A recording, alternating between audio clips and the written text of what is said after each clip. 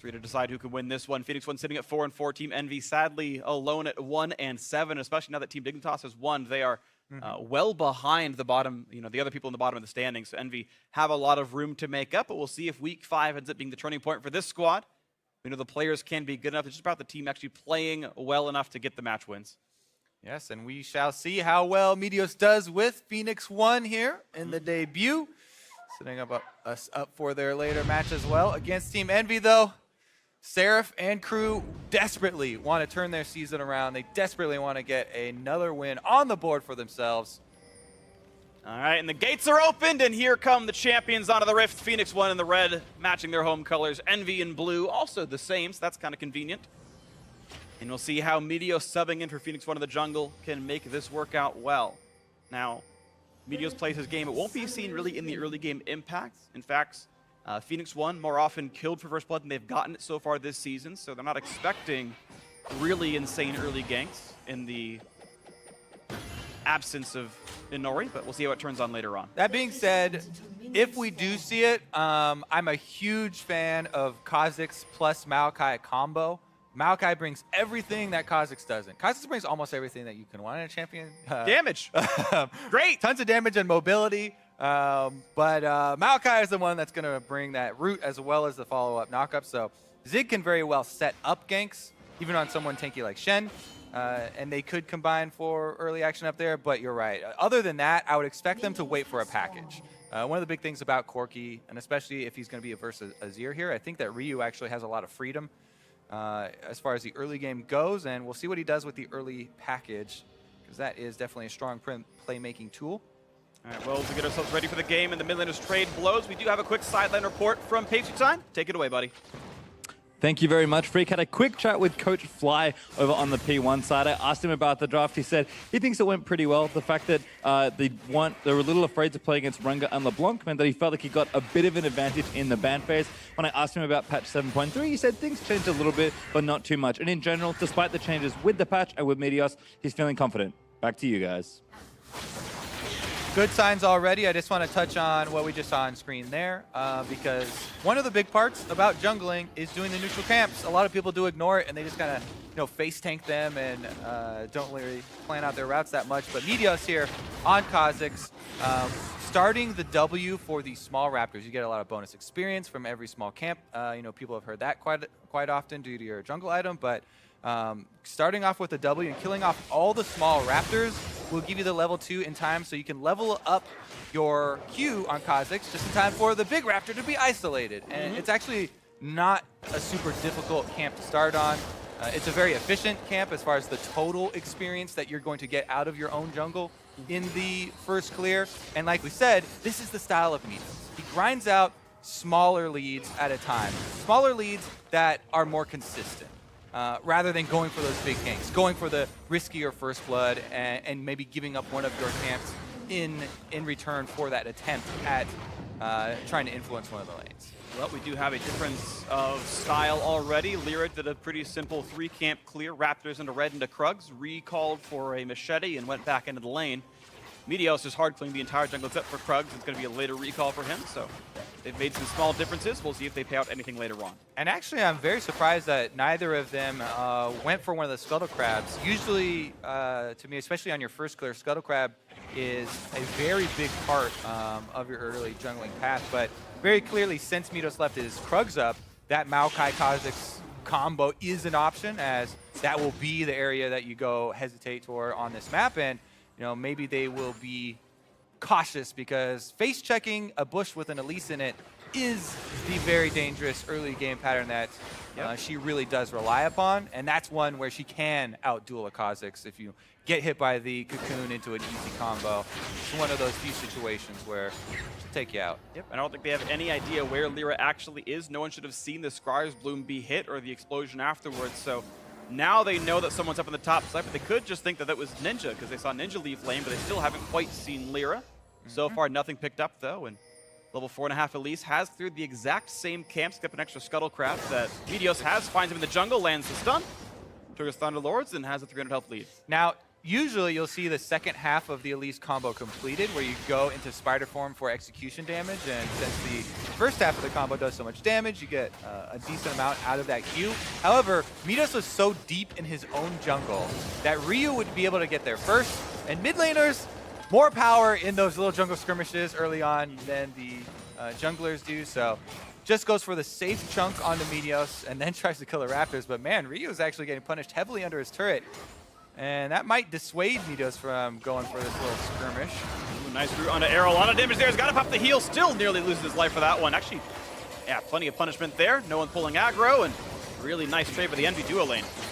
Yeah, Varus is stronger in lane phase here, even though the misfortune is picked up in counter to Zyra. One thing so many of the pros have been talking about, oh yeah, I love all these without gated carries, but you know, Jhin does have a bit weaker of a laning phase than the Varus and the other two. And so we do see a decent amount of this, but if it doesn't result in a kill, if it doesn't result in like a big CS loss, which it hasn't, 0 CS loss, so it's not a very big deal. It's just that there's a little bit of extra pressure there, especially if the skill shots are landing, which they did nicely from Hako and Apollo there for a little bit of harassment.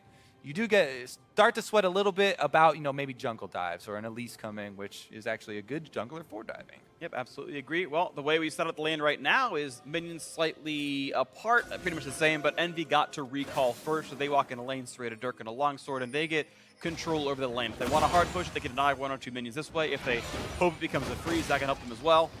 And it should be just control continually for this EnVy duo lane, and maybe second half of the laning phase will go their way a bit farther. Overall right now, 400 gold lead for Team EnVy overall as a squad. And it mostly seems to be Lyra, actually, the fact that he's been out jungling Meteos farm-wise and taking away some of the Raptors, and probably a bit more money printed from Hakuo with the spell feast. Actually, that's pretty close, but you can see here where the major differences are. It's mostly in the jungle, 300 gold there. And Meteos getting back out onto the field about the same time as well.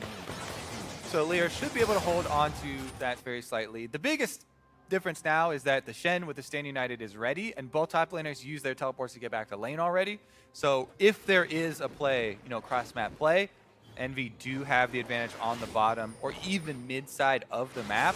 And if you're a jungler in this situation, if you're Lyra, I usually try and just go force away from the Shen and tell the Shen to play safe. But there are two schools of thought, because you expect your opponents to attack the Shen and go to the source of the global because they don't want to fight elsewhere. So there's also a possibility of setting up counter ganks on that side. It's just a matter of knowing the personality of the jungler you're playing against, whether they're more likely to actually go attack the Shen, or if your bottom lane is getting pushed in like this. So we talk about the harassment when skill shots land. Yeah, absolutely. And that's really good by Hakuo. I mean, he's still playing a crap ton of Zyra. It's one of his best champions, and he's got the skill shot accuracy. Those roots have heavily punished P1. Adrian takes a bad recall, and Arrow is either going to be 1v3 under a turret or has to take a recall as well and lose an entire wave. And that's the thing. When you say bad recall, you're like, oh, it feels bad because you're going to miss out on minions. However, sometimes you have to take a bad recall or else you it's die. a bad first play. And then it's a worse play. First play. Yeah. Yeah, exactly. And we already put, you know, Elise might be the best turret diving jungler. Currently, probably literally the I'm best. going to have to go with the best at the moment, so definitely a wise back off there. And it's just going to result in a blue buff steal. Maybe trade here. Didn't check Blue back won't in. spawn for a while, It actually. was the recall path by Lyra, so I do like the desync there. Maybe he'll get back in time so that Meteos can't go for the trade. And I've got to wonder how much of that is actually pre-planned. Lyra saying, I want to kill my blue late on purpose so I can steal and not have it counteracted. I think it's pretty reliable that you can get an advantage in the bottom lane here, and there they go. So you see landing, Shannon and an arrow, not even a chance to do this one now. There's the repel to drop back, or they're going to walk away because the turret is low, and that'll die next wave. Pretty much perfectly executed tower dive. Adrian's got to hide again, and looks like it'll be first blood and first turret for EnVy. And this is, you know, something that we talked about with EnVy. They have been able to accrue early game leads, even up towards 20 minutes, mid game as well. It's just that later on they lose focus. Right now, they're hyper-focused though, and I love how Lyra sticking to the game plan, sticking to their comp. They're pushing bottom lane, they're landing skill shots, so it's a weak and easy turret dive for them to go with. Plus they have the Shen, you know, basically carte blanche, right? You can do whatever you want on the bottom side. If stuff goes wrong, Ninja will show up.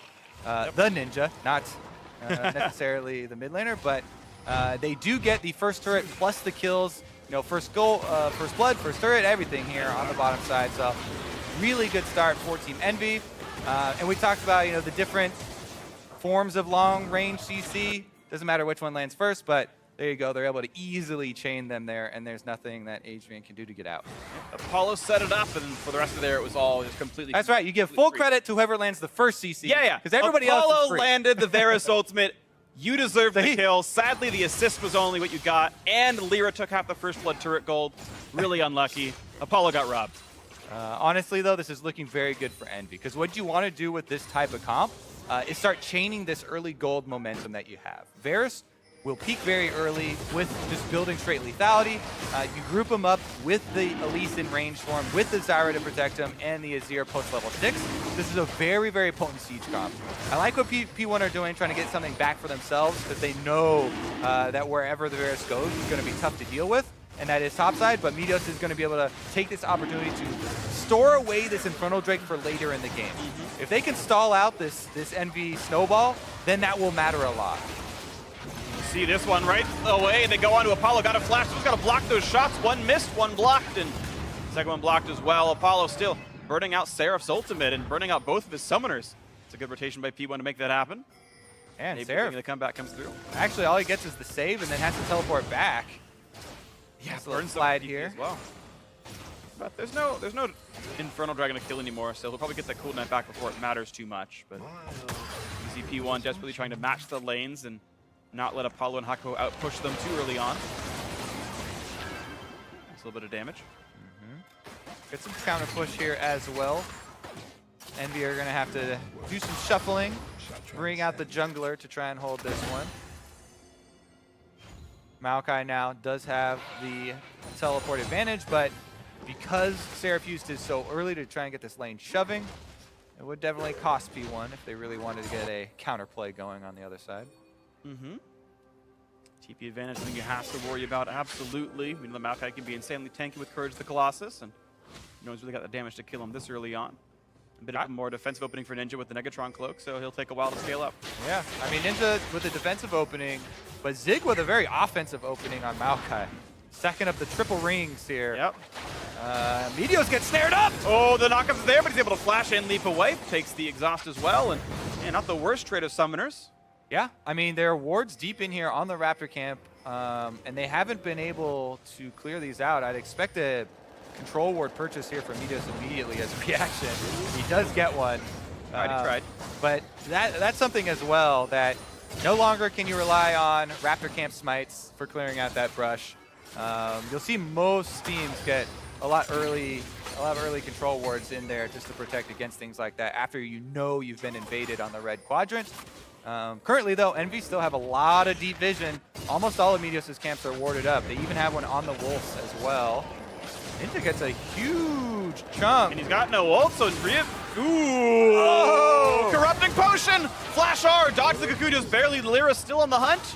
Not going to find anything to repel to and not go for it, but Ninja very nearly going down. Yeah, Ryu, super aggressive move there. He's lucky that Lyra missed that Cocoon in his flash over. Yes. I think, yeah, Lyra definitely needs to hit that, because that would be a super big aid in snowballing, as EnVy already had this gold lead, and that would, taking down Ryu from the mid lane would really get the ball rolling once again so they can pick it back up. And we talk about getting the rest of these outer turrets for them. They want to have that time to go reset, purchase, and then they can siege up and start their Varus arrow spam. Yep. Well, he's going to be trying it from the top lane right now. We're watching Meteos actually roam it to the top side as well. Phoenix1 still suffering this 2,000 gold deficit, but again, they have that earlier Infernal Drake to buffer that a little. But it is EnVy taking their almost expected early game lead and seeing if they can turn that into much more. It's been a weak season for them so far, but... Why are they not in the same bush? It's a bait. Behind bush number 2! Oh my god! That did better! Nothing to do about that. Alright, that's a good kill. Adrian didn't need any extra range on his fortune. Yeah, perfect. They could have got a little extra damage, but there you go. It works out. They're able to get the surprise kill on top side and a little bit more damage on this turret. So once again, Phoenix1 here do have a bit of extra pressure, but EnVy call Lyra over just to clear out the minions. All All right, let's see. Ryu going to roam to the top side as well. And of course, this can be a 4v2. I like that usage of the Scryer's Bloom. Maybe could have aimed it towards the Gromp and had more information about Lyra, but Phoenix1, and not really going for the dive of the turret, actually. Again, it would have been a 4v2, but they don't go for the pressure. They don't want to give away this mid lane wave that's crashing right now. And Meteos would rather find Ninja. He's going to face check into him. Bam! There's half his HP, knocked right back over. He would have to flash, but doesn't have it available from the earlier invade. But it gives Ryu a little bit of alone time on the mid turret. Super big chunk there, and that is actually going to give them the whole turret, I would think. Trying to, oh no, Ryu goes for the harassment instead. They don't focus the turret. He goes for harassment under turret range. You can't do that anymore while you're in the turret range with that preseason change, so they actually get pushed off of it. I think they should have been able to complete that objective, but that's really good for Team EnVy to be able to reset around this. Seraphine, Zig just friendly trades of tanks in the bottom side. Yep. Zig getting a small but somewhat meaningful farm lead right now, actually. And considering that lane has been pretty much undisturbed for the entirety of the game, that's props to Zig for doing so well. I know when the season started, Phoenix1 was like, oh yeah, Ryu's really good, Arrow's really good, Inori was pretty good before.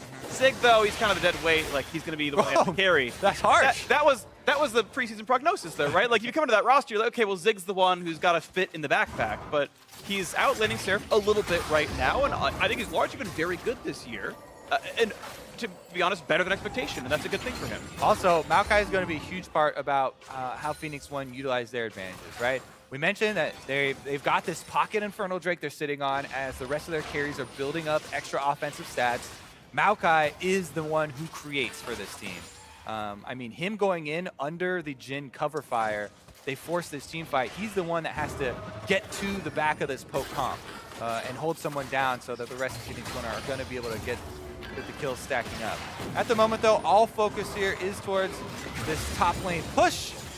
And looks like Team EnVy are holding them off, but Meteos is waiting again in the brushes around top side, waiting for a very similar play. Ryu package ends just now. It times out, gets nothing out of it, but maybe could have looked for a roam mid, didn't decide to.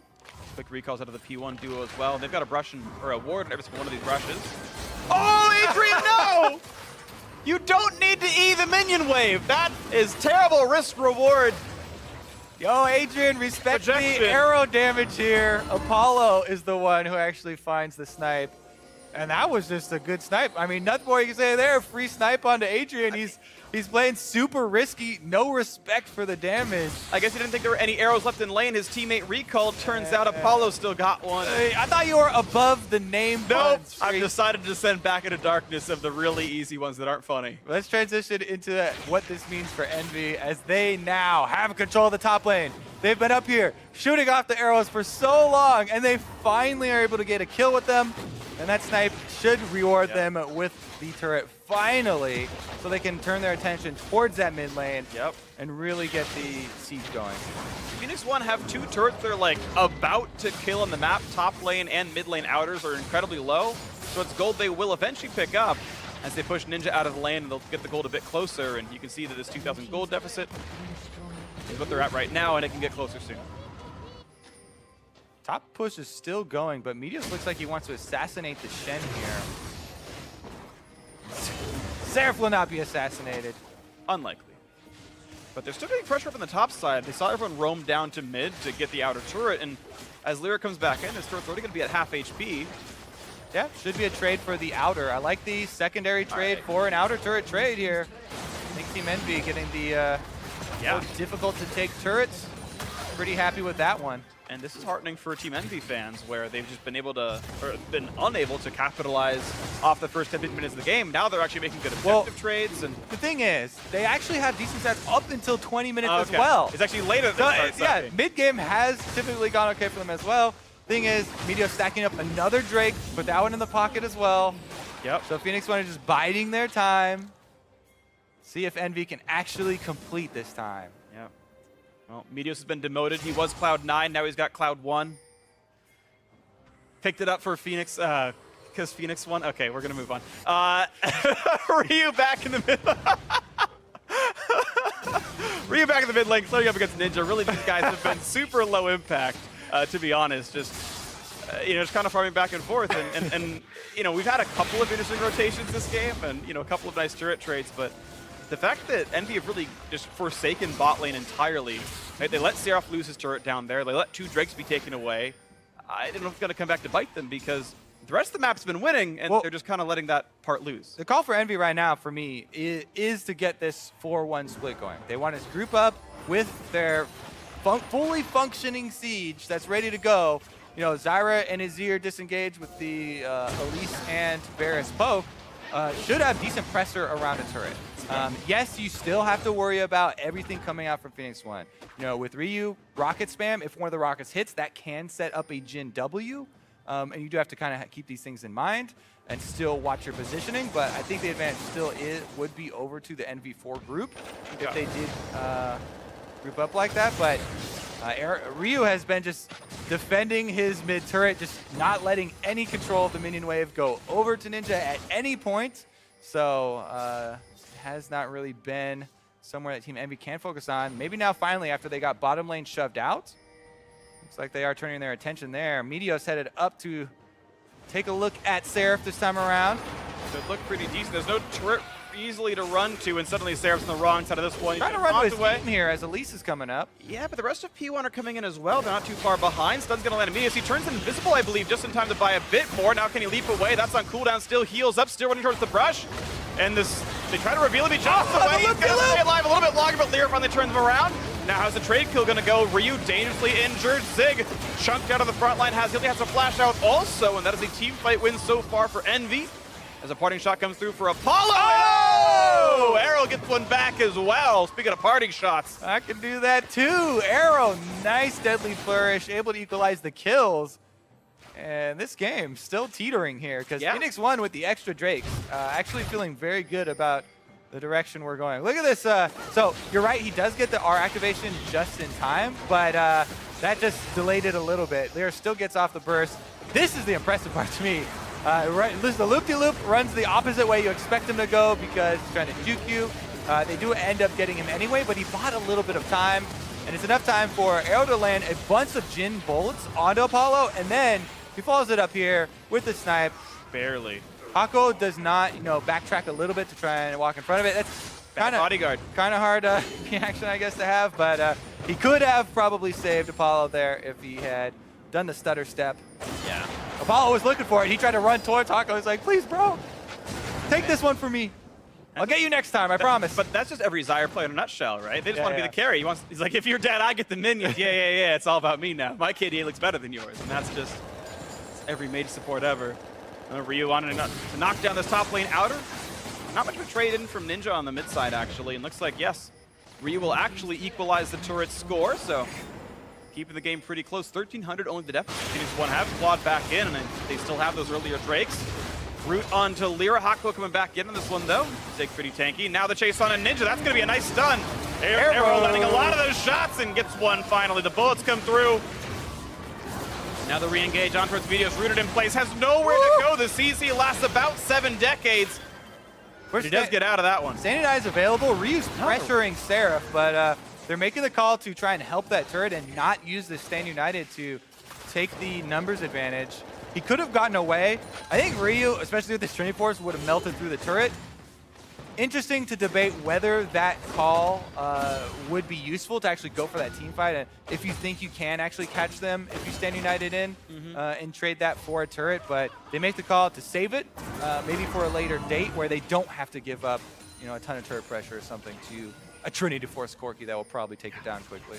Yeah, they do have to react to this, and I want to see if Phoenix1 keeps playing the split push style. Ryu, as you mentioned the stats in the pregame, he's always very aggressive, always push past the mid line. I feel like I see Ryu split push more than almost any other mid laner as well. That guy is constantly looking for the individual advantages and the individual map pressure, and standing up to Corki is going to be hard. Again, he's a very good turret killer with that aforementioned Trinity Force. Hex Drinker makes him harder to kill by the Elise and the Azir that are most likely to square up against him at some point. And I feel like Ryu's in a very good place to take a lot of control over the mid game. Yeah, I'm a huge fan of early Hex Drinkers, especially when not only the mid laner and jungler are AP, but there is AP as well on Varus and Shen. Plus, you have a mage support, so tremendous amounts of magic damage he's facing. And the value of the shield early on Hexdrinker is actually just insane for the amount of gold it does cost. So definitely get a lot of bang for your buck on that early purchase. Speaking of bang for your buck, Ryu making me sad not getting Rapid Fire Cannon next. It's okay. I mean, it's also so good at killing turrets. Yeah. I really do think that, and there's some Cork players who do build that one after Triforce. I think over time people will learn that's the better build, but it also is decent when you're facing, you know, one of these EnVy comps that looks like they want to siege up and they have a lot of long range stuff. You know, anytime you get them extra long range on your Trinity Force one shot, like that's a huge chunk of life out of one of these squishy range members. Right, because you get the Triforce attack on it as well. Like it's just 600 damage from 800 range, and turns out it's pretty meaningful. But Meteos promoting himself, looking for a second Cloud Drake here in this game. And honestly, it's been 3 straight games of Meteos solo taking a Drake and no one even trying to stop him. And this feels like very strange. Lyra slowed down. Final shot does come through, but he's tanky enough to walk away. Has gone for a tankier build on this Elise. Deadman's Plate helping. Ninja Tabby as well, but Ryu survives through the chains from Apollo, and Phoenix1 is getting closer and closer in this game. Gold deficit now below 1,000, and again, triple Drakes. It is that worrying trend for EnVy as you get closer and closer to that 30 minutes, start giving up more and more, you know, not using the early snowball to really push themselves past the maybe 3/4 way of the map, and Phoenix1 are really gaining control in PvE style here. As you mentioned, Meteos continually soloing out the Drakes, as well as the Fan of Wards now got pretty much the full river lit up, and they'll be able to see EnVy as they start to get a little worried about the Baron area. Worth pointing out the gold lead right now for Team EnVy. The 1200 gold lead is almost exactly just Lyra's advantage over Meteos. That's basically where the advantage lies. But Meteos has been effective without the gold. And got the 3 Drakes. Yeah, exactly. Can't really complain. And that doesn't mean much.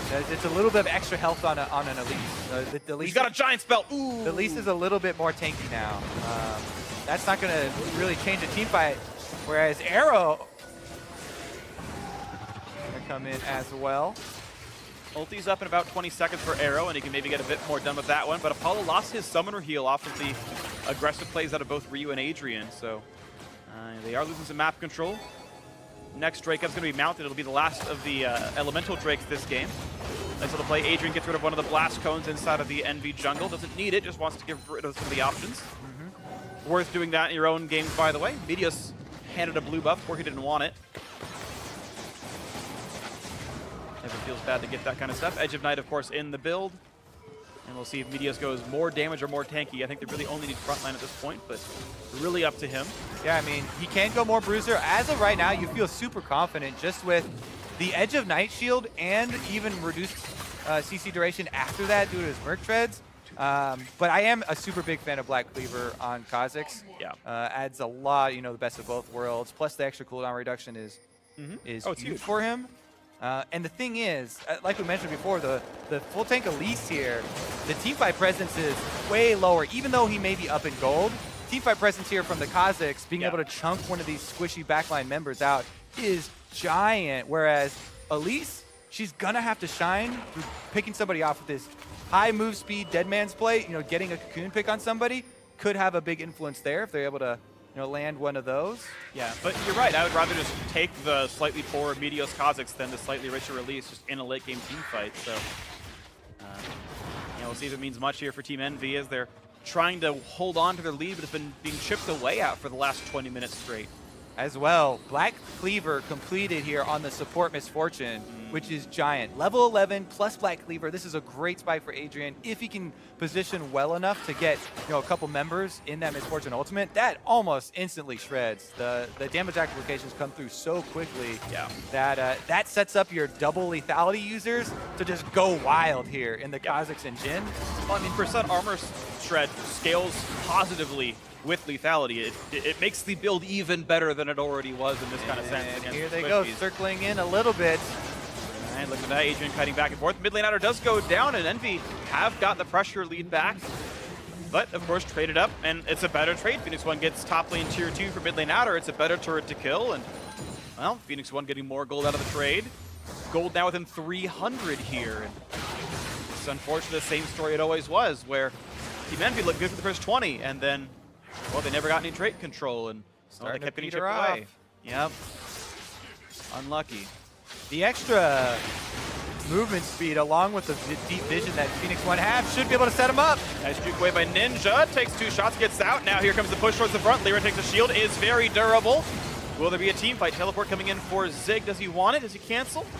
He's going to stay with the team. Wants to make sure they don't get re-engaged upon. The question is, where can the teams go from here? There's a new mini wave in the mid lane. EnVy can walk up that one, and there's some decent poke on P1. Maybe they get some turret damage out of it, but they would rather play into the jungle. Yeah. And we get to reset. They still have to be worried because while, you know, not only the gold has been equalizing for Phoenix1, but also the vision coverage. Oh. He's still dead to leap. Oh, he gets away for a little bit. We'll just get him cracked. Jukes. Fix that with a flash. There we go. Got him with a flash. All right, trade of summoners. Meteos gets a solo kill. His first kill of the game. His first kill on Phoenix1. Ooh, and now wants into Apollo as well, but rooted in the turret maybe a bit more than he wanted. Someone arrow comes in too late, and I don't think it would have meant anything anyway. 1 for 1, missing a jungler may be unfortunate, but they press down the mid-constructed turret and look for a bit more. All right, Seraph does not have Stand United, but he does have Teleport. He's going to come in on the front lines and stop their losses at just an Azir turret going down. The 1 for 1 trade, not too bad for Team EnVy. But as I was saying before that, the vision that Phoenix1, the vision advantage is more important to me than even, you know, the small gold difference that they've been catching up here, as that was one of the things that set up this play where Meteos had this brush control, was able to get off this surprise play until he went for a turret dive. Yeah. And those types of things can add up, and these are the critiques that people have been having of the mid game of Team EnVy and why they haven't been able to really snowball off of the early leads that in the games that they have gotten. We'll see if they can fix any of that in this game or in the ones in the future. Of course, no matter how this game goes, we will have at least one more. Of course, best of 3s here, and at the end of the day, the match result matters, and if you take the learnings off your first game and you turn it around, then you're going to be fine. That said, still practically a tied game here. Of course, vision control still important. Phoenix1 going to go ahead and grab their 4th straight elemental Drake, and I don't even know if EnVy have actually seen a Drake this game. It feels like they don't care about him. No, look at Baron here. This is super risky though. 8,000 health Baron, there's no way you get through it. You have to turn. Yeah, but they are trying to find the turn. The knock up on a Zig. Ulti just now going to get popped, but he's down to half HP. Can they get much more? Bullet time juked pretty well. Yeah. Still tanky as Zig gets a big shield, pops the ulti. Ninja at half. And they're able to kite away. Even with Phoenix1 missing a lot of the big ults from, you know, Arrow and Adrian not getting a lot of damage out of either of those, they still soft the Baron. They're able to disengage in time. And it just goes to show how comfortable I think they're feeling right now as far as their team fight goes, because they didn't even really land any high impact abilities there and are easily able to get this Mountain Drake without giving up any territory. All right, and now it's only going to be Elders, but at this point, Phoenix1 have the objective Drakes, though. Mountain plus Double Cloud, they can get to any objective and kill it pretty quickly. They definitely have a lot of control of this game. There's only 2 outer turrets left standing here. Secondary turrets for Team EnVy. They don't have a whole bunch of defensive vision. And once this locket gets completed on Maokai that Zig is building, their team fight just goes insane. He's already incredibly tanky on the front line. He's going to be a level 18 locket activation, by the way, so the maximum shield out of that thing, which scales very nicely with the levels, and they're actually just going to use it to tank up the Baron and force a fight. They're forcing out the Shen. Shen's far away. He should have ulti available, so we'll see if the fight can actually start here and go well for Team EnVy. Looking for this one. Burning it! And a Baron! And it's going to be picked up by Meteos. He lands the smite. Lear didn't hit it in time. How about the kills? Well, Meteos has gone down. 1 for 0 EnVy. Looking for Zig in the front line, does have flash, not going to pop it yet, wants to bait him through, jumps in, and the re-engage comes through, but Adrian has died. 2 for 1, 3 for 1 so far. Zig's got to run, Arrow, the other one alive here, and that's a team fight victory for EnVy. They've got to make something work off of this Baron take, though. Yeah, I mean, I thought Phoenix1 were going to fully disengage after that and just sacrifice Meteos and give him up there, but they stick around, give over a couple extra kills. Ryu goes into the pit to trade lives with the Azir, and Adrian gets sniped as well, so even though Baron going over and Meteos lands the panic smite right there, I believe it was the smite, maybe a Q also was able to aid him in it, but even with landing that, Team EnVy are pretty happy about getting a couple kills. It's still definitely an advantage for Phoenix1, but it could have been bigger. This could be scary. Repels into the air, and suddenly Arrow can no longer tank a bunch of Zyra plants, so I guess a trade of ultimates, not the worst thing in the world. But really, EnVy, off of the 3-1 cheap fight, only get a couple of mini wins and a reset. Yeah, let's take another look, because we've talked to Midos for years, and he absolutely hates going for smites like this, where the enemy team's half inside the Baron pit. You have to, panic smite it, like, expect a lot of damage. He does not like going for those. So I don't know what the comms were like in this Phoenix1 little Baron here, but they also, after even winning that smite fights, yeah, go in for the trade there inside the Baron pit and kind of opt in that one. Regardless, they still have Baron buffs left on 2 members, so they can use this to push. Still, I would say an advantage for them if they're able to get decent usage out of this Baron buff and push up, but not the ideal scenario they were hoping for when they started that play. Meteos at the moment getting a little bit behind the squad here too, as he's flanking on the Kha'Zix. Does have GA for himself as well. Lyra's tanky though. He's not going to be great. Tarkastoas go into on Apollo. Actually lands the roof, but there's no follow-up just yet. He's going to be able to stay out of range. Meteos walks back as well, and Ninja is good enough at zoning the team away. And I kind of want to know how this back half of the game plays out. Phoenix1, of course, still with 2 Baron buffs, could get some pressure in, but I feel like EnVy finally getting a team fight win for the first time in a while maybe resets them a bit, and they can start playing the map properly again. We'll see. Elder Dragon up in 2 minutes. Baron should time up before then. About a minute difference. Azir turret number 2 is die, but that doesn't really mean too much. See, Phoenix1 can siege mid-tier 2, but sieging against Azir very difficult. His reach is great, and nothing much to be gained here. Yeah, Phoenix1 can regroup after this, get the minion wave shoving again. Maokai does have teleport. He's ready to team fight over and over and over. That's all Zig really wants at this moment, so keep your eyes out for these deeper wards from Phoenix1. There's a couple in the jungle right now. As they're trying to control the waves, there are 2 sides where Zig could teleport to flank in from. And if he comes in from the backside, Meteos is also trying to find his way into these brushes. Even though they have the Zyra and the Azir that we talked about for counter engage, if the Maokai's coming from one angle, the rest of the squad's from the other, it makes it really difficult. So you can't really allow yourself to get pinched with this kind of squishy backline, and that's what Phoenix1 are looking to do. And we'll see if they can pinch that squishy backline after all. Seraph, of course, will need to play the split push game himself. Titanic Hydra and a Sunfire Cape, about as good as that's going to get for minion killing, and has once again grown his minion lead over Zig, so that's flipped a bit. Still want to see if Zrot Portal comes through. I think it's great on Shen. We'll see if he does it. But maybe EnVy can split push the rate of victory if those engagements ever do come through. Right now, Phoenix1 just sharing amongst their 3 marksmen all the farm in the mid lane. Black Cleaver into, interestingly, Edge of Night, not Executioner's Calling coming out from Adrian. Oftentimes you do see the Last Whisper upgrades come through for support Misfortune. Something is wrong, Freak, when the supports are building lethality. I mean, to be fair, Misfortune is barely a support. Like, she's a conventional marksman who happens to build a Sightstone. That's a fair point, but Ryu gets caught! They got the pick they want! Oh, he played way too up. They did not have vision control. Right in time for an objective. This turns the entire table for Team EnVy here. They just want to pressure super hard now. They have this huge advantage. That's the mid laner out. They should be able to get at least some golden. Whoa, look for the top flash on Meteos. Meteos having to flash over the wall to get himself away, and he will clean out, but again, caught on the wrong side. I guess he buys a few seconds with it, and this turret won't die on this wave, but EnVy clearly saying we'd rather kill this turret than go for the Elder Dragon. Backdoor bonus is on. They can still work their way through it. Looks like the tanks are durable enough. And yeah, through the 1/3 damage reduction, doesn't even matter. And EnVy actually able to grow their lead for the first time in 20 minutes. And they should be able to set up some wards, some very important wards here around the Elder Dragon, because even though they didn't rush for it, 15 seconds here on Ryu, if there's not a package in base, they can still try and force a 5v4. I don't think there is a package. I think it's going to be a slow road in. They get the exhaust and an arrow. Here's a Shadow trying to catch him out. The flash to follow. Seraph is not quite in range. He's going to knock back Zig, keep him out of the fight for now. Adrian runs fastly to the left-hand side, and they stop the Elder Dragon. I feel like Adrian got lucky that they didn't turn here when the Seraph used his ultimate on the front line with Ninja. They didn't turn around and try to cut off Adrian. Instead, they tried to chase down Arrow. They did get a bunch of summoners out, though. Arrow and Adrian, both flashes, plus the heal down. So Team EnVy, huge swing off of that early pick on the earlier pick on Ryu in the mid lane. Yeah, that was 2 to 4 in summoners, I'm pretty sure. Pretty big there.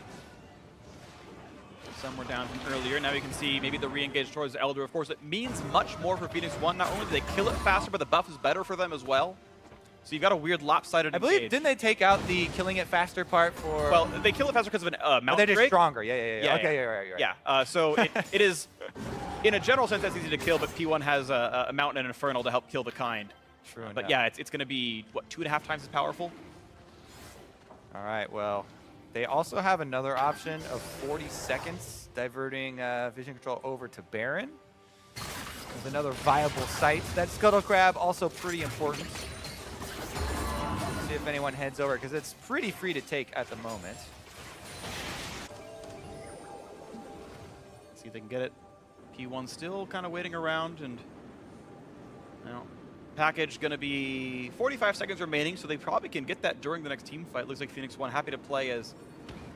It's interesting. P1, I think, would be okay to trade Elder Dragon for Baron Nashor, and it would be reasonable for them because it's a 4-stack Elder, and that's decent. That said, if they feel like they have pressure, maybe they want to get both. It is interesting, because ideal scenario, of course, you want to get both, but how much does EnVy getting a Baron buff in trade, if theoretically they were able to trade it for the Elder Dragon, it does help out a lot with siege defense, considering they also have so much wave clear with all this long-range poke and Baron minions. The question then becomes to me, do Phoenix1 want to make the call to go for a turret dive if they were able to secure an Elder Dragon? Is that extra damage enough for them to say, hey, Zig, you're the tankiest that a Maokai can be almost. You're almost incredibly full build here. Yep. And just pull the trigger. At the moment, though, Meteos trying to solo another one. This one's quite a bit bigger and dealing some damage to him. Hurts him a bit, but he's doing okay so far. EnVy wanting to engage for this one. Dig very far, but look at that teleport. He could go into the mid lane right behind him. Okay, right now it's just minion and ward clears, and the dragon's going to reset. Actually traded Scuttle Crab right there as well. Yeah, and to get Scuttle, which is actually pretty nice. No sneaks allowed for a full minute, but of course P1 getting the top Scuttle about 40 seconds ago means they can know all about Baron sneaks. Lyra with the sweeper, make sure that, otherwise it's pretty much dark in this pit, so when Scuttle despawns in 10 seconds, that area is dark for P1. There's like one in the top brush and one like in the jungle, but as far as actual Baron sneaks, you need to put real wards down. When I correct myself from earlier, I believe the Elder Dragon would be 5 times as powerful for P1. So lots of true damage would come through if they managed to grab that. It means any of the Jhin or Corki poke would be super painful, and it would mean almost nothing for EnVy. On a comparable scale. Full armor pen build through for Arrow, 3 lethality items plus the Mortal Reminder. And we'll see if he goes for an Infinity Edge or Rapid Fire Cannon last to add some attack damage power. And here we go. The push is on. P1 did not really have wards from before, and the last few got swept out. Zig's spacing. There's the teleport. He's coming in, but it's at 4,000. 4K HP. Here comes the Jhin ult. Here comes the TP flank as well. Zig, who's he going to find? Doesn't look for Sarah. Doesn't look for Ninja just yet. Here's the taunt that in, but that makes Maokai is very, very tanky. Starting to get burned down. Guardian Angel is available. Bullet time only really had Sarah, but Chunks him a bit injured, and that's GA down. Lots of roots come through. Meteos caught up from the ult. He's going to get bursted out with this one. Guardian Angel dropped. Lyra getting the shield. Can they kill him in time? And no, yes! They're all coming back up. Bit of a 1-for-1. Guardian Angel for a kill. The snipe almost landed. I think Apollo actually flashed after he let go of the Q, so mechanical misplay there. Oops. I think that both Meteos and Lyra's GAs were also popped in Yes. addition to the 2 tanks. Yes. So we got a bunch of those out of the way. Seraph doesn't even have one, so we just never got Teleport that back here for Seraph, though. They're going to continue to force it. Can Meteos go for a steal? And it's a 5v4, and Seraph could actually turn into a fight if he wanted to. Misses the taunt onto Arrow, gets a slow. Though that could be enough to get off the kill onto Jhin. Exhaust on to buy some time. Turning one around, but that's going to be Baron Nashor at 2k HP. Oh! They can't quite get it, though. This time secured by Lyra, but EnVy now have all the tools they need to really push this game open. 4v3 on the map plus a Baron. Huge wave top. Phoenix1 should... Oh! And he Arrow got another one! Arrow trying desperately to keep his team in the game. Next thing that they should rush to is clear out that big minion wave on top. They don't want to let EnVy go buff up that wave with Baron buffs, because that would be a huge push for them. The problem is that drives you away from the Elder Dragon, which is also an area that Team EnVy wants to set up for Vision, because that might be the next site of the fight here. But here's the miss for Seraph. Doesn't matter a tremendous amount. Meteos goes for the Assassination Hawk roll, but Baron will get picked up in the end. Even though he does get in here for the attempt. 900. Oh, man. He almost got it. Yeah. Well, Lyra seemed to combine his damage pretty cleanly. There wasn't a lot of time to land that smite in between the bursts, so... And then, of course, that was really nice. Yeah, when combining your damage, you usually want to get your spell animation going first, Q, then smite, because your smite is very obviously instant. And almost all of the spells, will have at least some animation. So be careful comboing, smiting first, then using the ability, because that's where most of those steals come from. And then you get flamed for, oh, you're Kha'Zix with isolation damage. How come you didn't? It's really interesting to kind of think about on a very micro level. We'll talk about that afterwards because there's a fight for Elder Dragon coming up. Here we go. 5,000 gold apart. Baron buff on 3 of Team EnVy.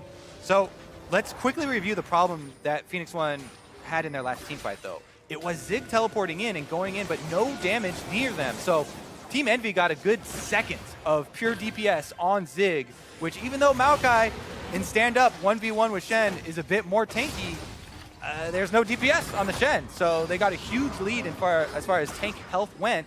And so when they're racing through the Guardian Angels and the 2 health bars of the different tanks, there was a very big early lead where EnVy got DPS time onto Zig with no return DPS. A lot of that was due to Hakuo zoning with the Zyra and maybe a bit too much respect from Phoenix1 in that respect, but either way, that was the desync in that team fight, and Phoenix1 need to be in there at the same time if they want the next one to go a different way.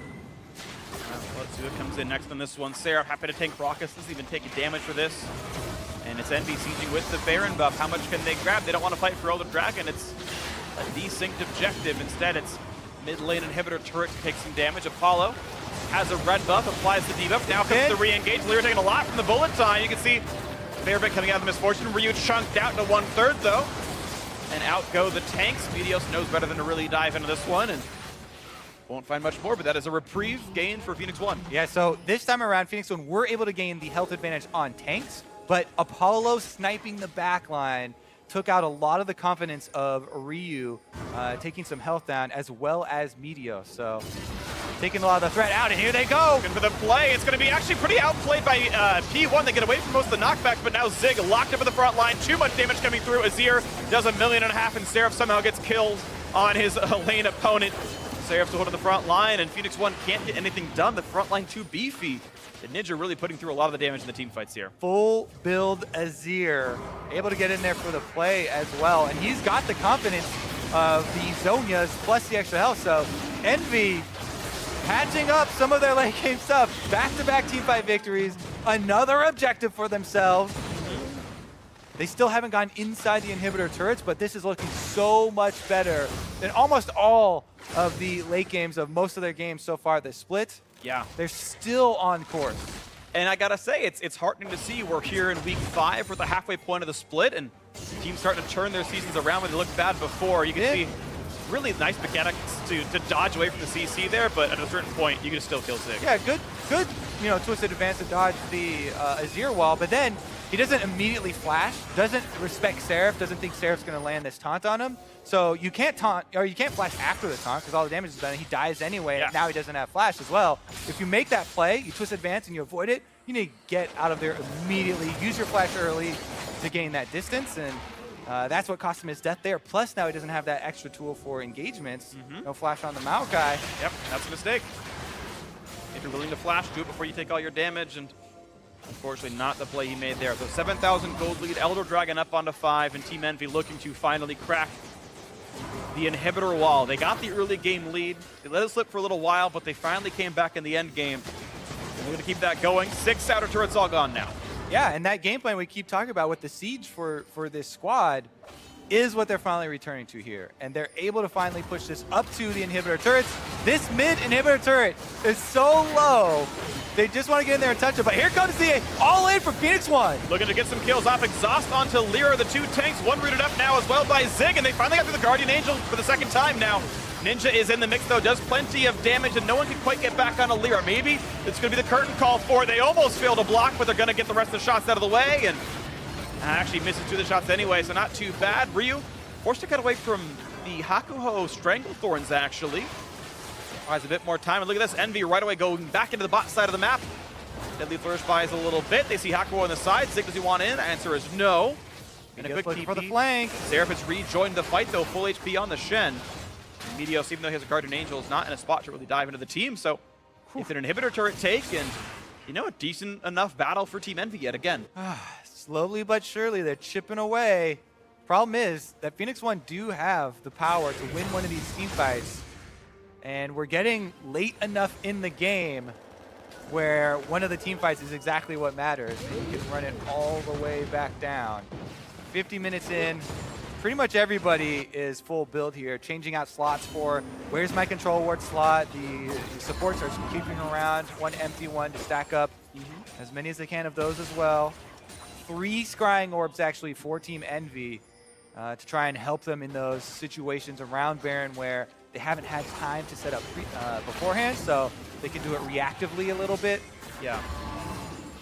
So if we talk about full builds, though, I really like that Hakuo has gone for Void Leandries. Obviously, it's a lot of damage onto him, but I really wish Adrian, instead of going for more lethality, had gone for Last Whisper, because he's only bullet timing the tanks. He's bullet timing 200 bonus armor tanks, and 15 lethality from an Edge of Night.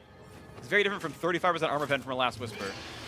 I feel like he'd have more effectiveness with an anti-tank focused build slightly more, but nitpicky. It's not going to be the reason they win or lose the game, really. All right, I'll remember that to see if Adrian gets off some amazing if he one-shots on the Ninja, back I take line. it back.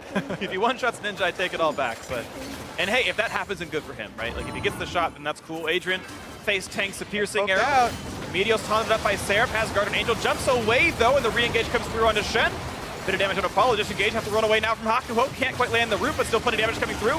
Another current call once again onto the front line. Seraph taking some shots. Ninja as well, trying to thread the needle and hit him in the backside.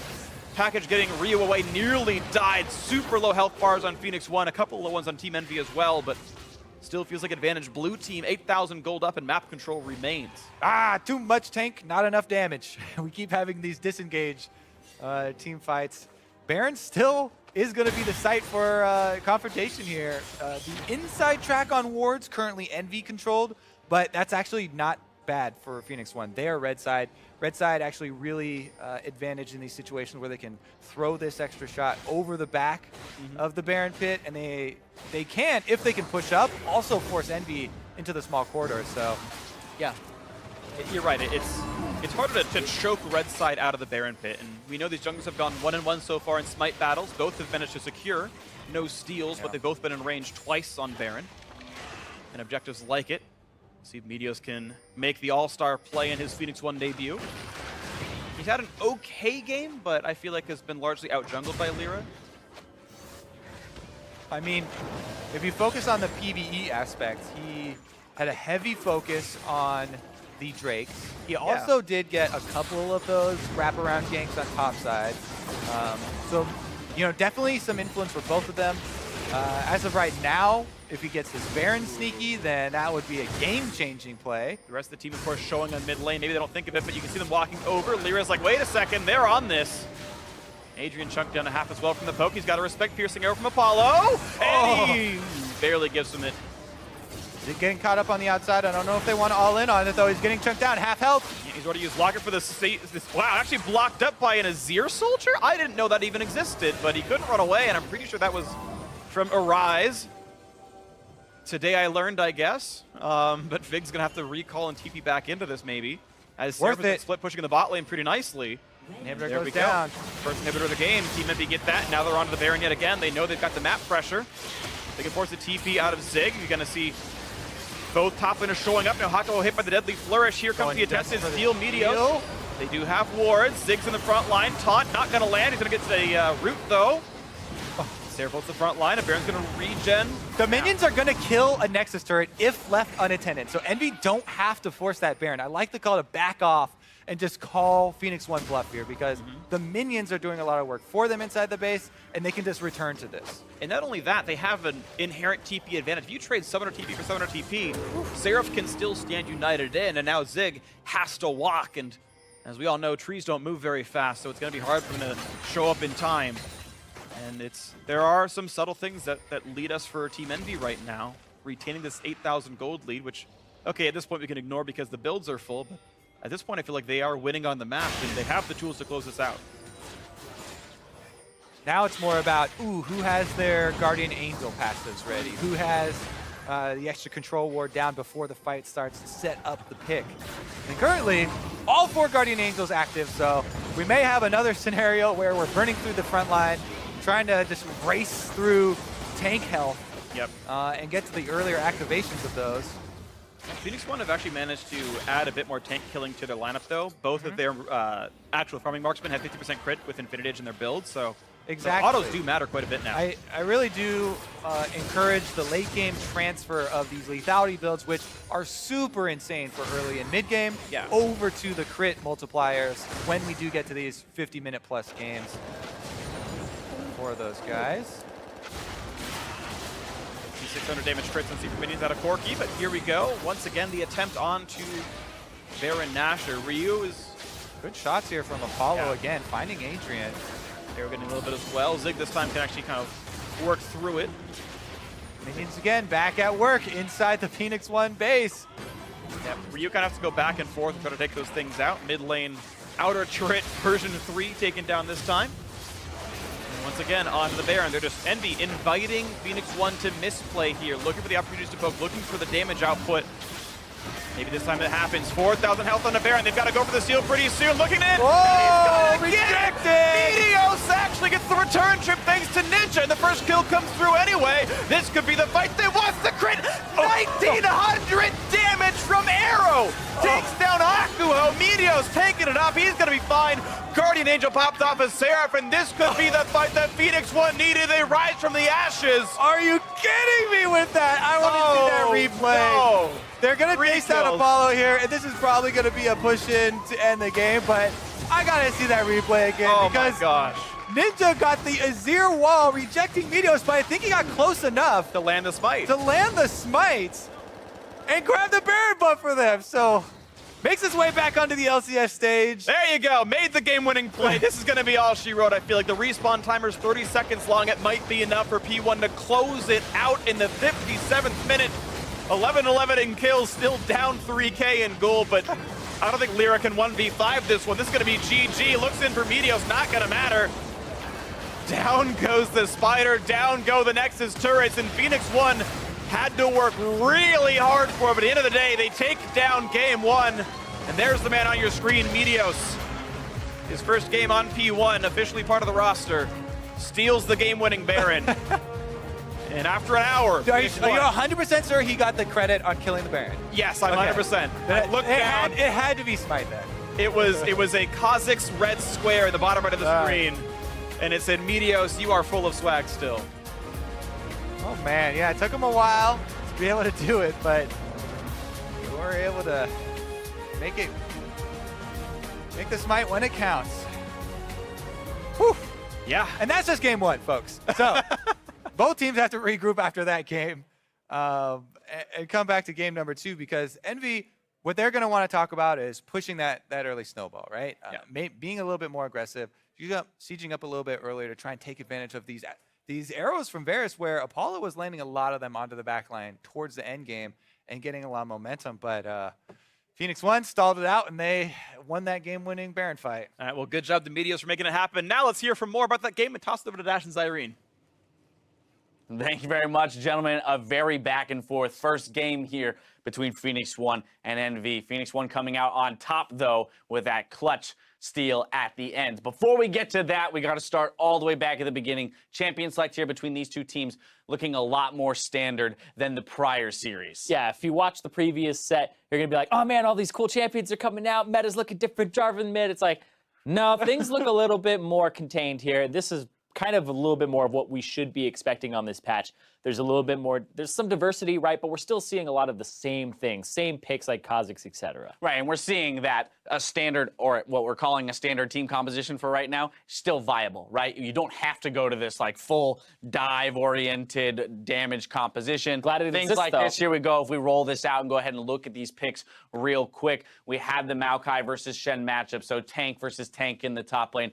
The Kha'Zix over for Meteos, so we're seeing him on an assassin-like champion, you know, is not playing the Zax and the tanks, so it's good on him for being able to slip into this meta. Yeah, it's one of the champions that, you know, he has played in the past that I've seen him play pretty much like last year as well. I think he also had some Kazakhs at one point. Right. But then, it wasn't really known for it.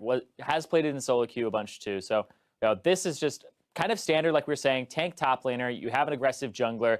You have a support that's going to deal a decent amount of damage. And then you also have a mid laner that's just going to wave clear. So overall, this is kind of what you expect in the draft phase. Great. Let's get in the game. 33 minutes in, we're around the Baron, one of many Barons here in this game. Let's take a look, because Phoenix1 able to secure it, but maybe some miscommunication around what to do after. Yeah, what are we doing afterwards, guys?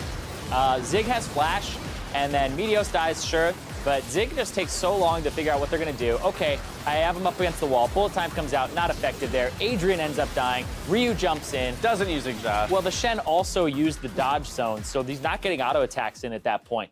And that's where you lost Adrian. Zig had to blow his flash afterwards. You lost Meteos and you lost Ryu. That could have been a fight where you just lose Meteos. Ryu didn't have to go in. Adrian didn't have to stand there and hold his ground. So you ended up losing 2 more people than you had to. Yeah, Meteos on your screens right now, as you mentioned, losing 2 more than they needed to, meaning only 2 remaining members had that Baron buff. Of course, they lose pressure and time on the map while those respawn timers are counting down. So definitely something that could have been cleaner for this Phoenix1 squad.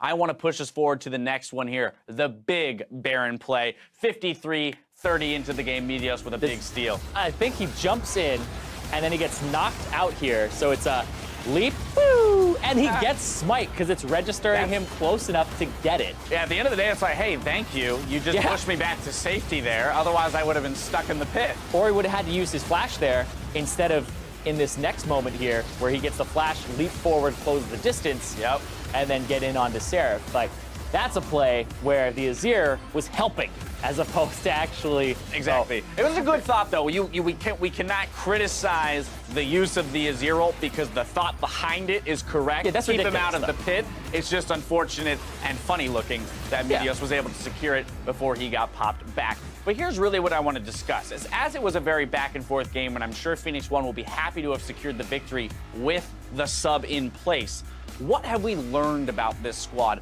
with Inori out of the roster? So it's a very different team without him in the lineup, because if you watch that game, and you see right there, EnVy are ahead the entire time. Even up until the end, it's still Phoenix1 playing from behind. And Inori, he's the guy who's going to be aggressive. He's making the plays. He's pulling the trigger on things to get them back in the game or have it snowball the other way. This is one of Phoenix1's longest games ever, if not the longest, if I can recall. But still, that's because they don't have that proactive guy. Meteos, though, to his credit, excellent Drake control with the team. Baron secured, and he came up big for him.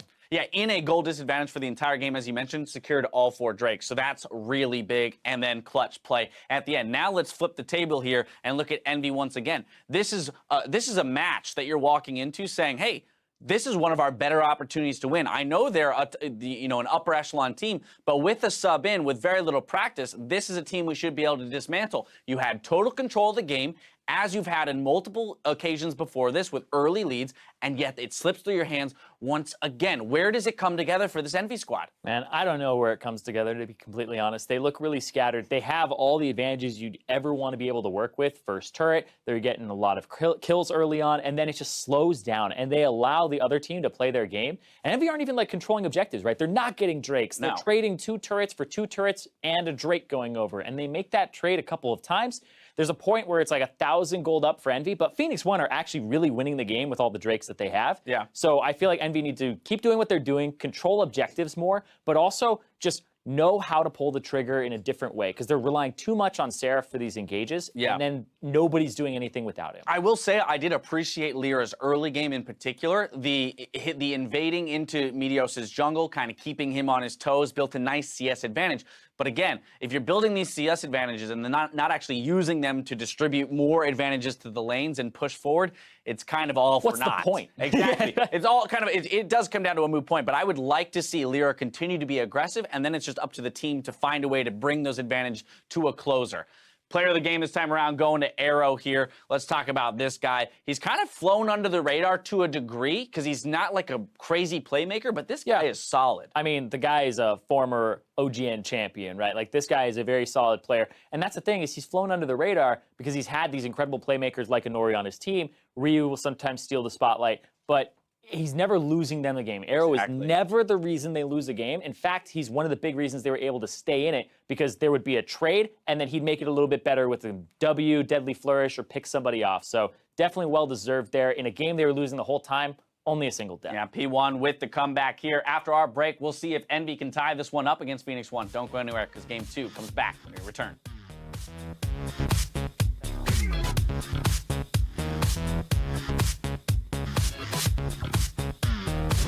How does it feel, Miyos, to just come on stage right now? What time did you wake up?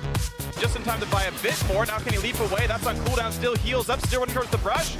And this, they try to reveal him. He jumps away. He's going to stay alive a little bit longer, but Lear finally turns him around. Minos gets a solo kill. His first kill of the game. His first kill on Phoenix1. And now wants into Apollo as well. But rooted in the turret, maybe a bit more than he wanted. Someone Arrow comes in too late. He's going Alice here. Alice snowing. I'm coming slowly. No, it's slowly. We can still win. I can flash. Can you go on Azir? Azir, no flash. He's off on to buy some time. Turning one around, but that's going to be Baron Nashor at 2k HP. He can't quite get it, though. This time secured by Lyra, but EnVy now have all the tools they need to really push this game open. This could be the fight they want. The crit. 1900 damage from Arrow. Takes down Akuho. Meteo's taking it up. He's going to be fine. Guardian Angel popped off as Seraph, and this could be the fight that Phoenix1 needed. They rise from the ashes.